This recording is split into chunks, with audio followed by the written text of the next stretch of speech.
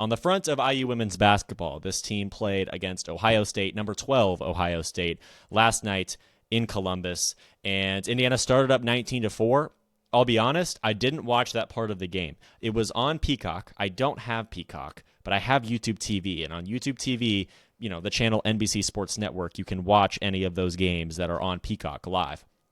The issue is Maryland and Iowa, if I'm not mistaken, played on Peacock and therefore on NBC Sports Network right before it. That game went to overtime. And so the overtime on Peacock, Indiana, started on time with Ohio State. On NBC Sports Network, they televised, obviously, the end of overtime. And so I didn't get to actually see the beginning of this game. And there was kind of nothing I could do. I suppose what I could do is just get Peacock, but you know how the streaming services are. There's the money aspect. There's the password aspect. I ahead of time, I thought, I'll just watch an NBC Sports Network. It's totally fine.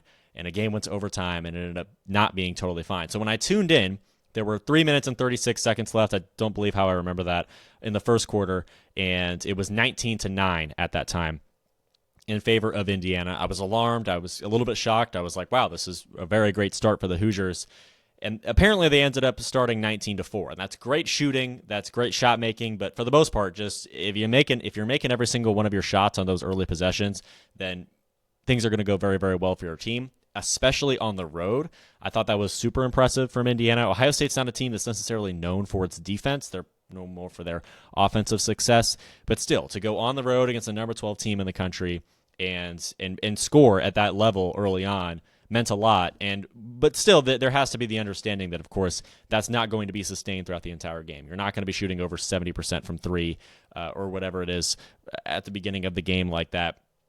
And so there's going to be a point where that shooting tails off. There's going to be a point where that offense tails off across the board. And that's what happened to Indiana. They ended up losing 81-67. And so the primary takeaway as a result from that is that this team's got to learn how to play for four quarters. And it's not so much that they need to learn how to play for four quarters, it's that they need to be able to put that on the floor, translate that onto the floor. They lost the third quarter 27-13. If you just took the scoring from the third quarter, it's Ohio State 27, Indiana 13. The fourth quarter, not much better, mostly garbage time. Ohio State just kind of cruises to a victory towards the end of the game there. Indiana had some nice moments, but again, this is Ohio State kind of taking control in the second half, despite Indiana starting up by so much. The energy, the intensity, the impeccable shooting, eventually that's going to tail off. And it's not that Indiana wasn't trying to maintain that lead or trying to even extend the lead. It's that Ohio State settled in at home, and then the turnover aspect comes into play. Because even early on, when Indiana was shooting that well, they were still turning the ball over. And that was kind of in the back of the head of, well, like, okay, this is going to work. This will be fine. This team can still win if they continue to shoot this well. But no basketball team is going to shoot that well for 40 minutes. That's not the expectation. And so from a fundamental perspective, a fundamental basketball perspective, there has to be a point where this team sort of elevates its level of play and elevates its quality of play across the board. Again, from a fundamental perspective, turnovers have a lot to do with that. Occupying and playing well and establishing authority in the front court has a lot to do with that. Obviously, making free throws, rebounding, moving the ball around, playing good defense, all of those things. And it's not that Indiana fell apart in every single one of those categories. The biggest one, though, was turnovers. They lost the turnover battle 26-7. To have over 25 turnovers on the road against the number 12 team in the country is effectively an automatic way to lose. And obviously, Ohio State took care of the basketball. They only had 7. That's a 34-7 difference in points off turnovers. In literally any stat category, you are probably not going to find a disparity that wide, right? Maybe 3-point shots if one team's shooting well and the other team isn't, but 34-7 is an insane disparity in scoring, especially in points off turnovers, and that's what we saw in this game. And obviously Ohio State capitalized off that a great deal. They created a lot of turnovers. They were pressuring Indiana, even in the backcourt, a decent amount in this game. But still, it's just, that's an almost completely unacceptable amount of turnovers, and that, to me, is what led to Indiana losing this game.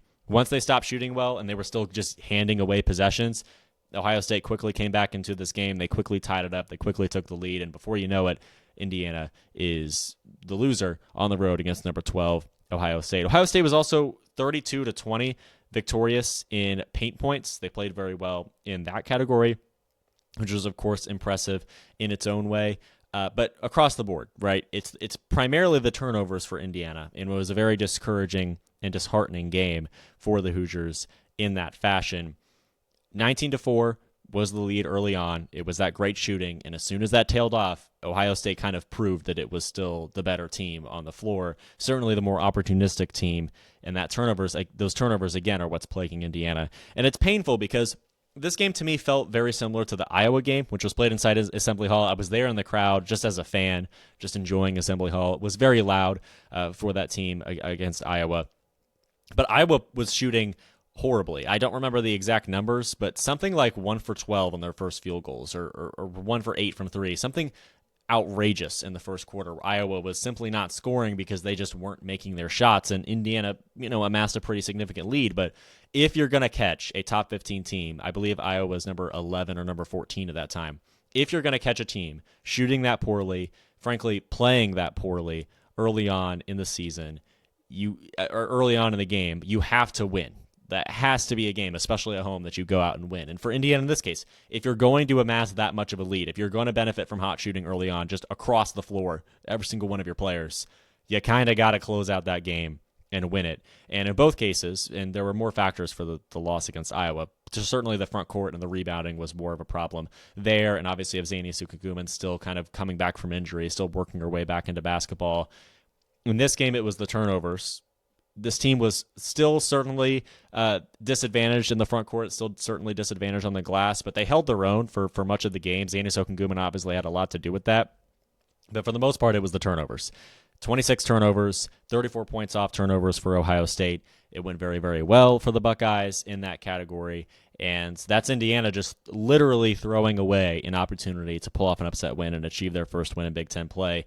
I believe they're 0-8 in Big Ten play at this time. They'll go to Purdue on Sunday, which again was a prime opportunity to win. Then Purdue upset Washington, and now anything can happen, and Purdue seems to be a little bit better than maybe we thought coming into the season.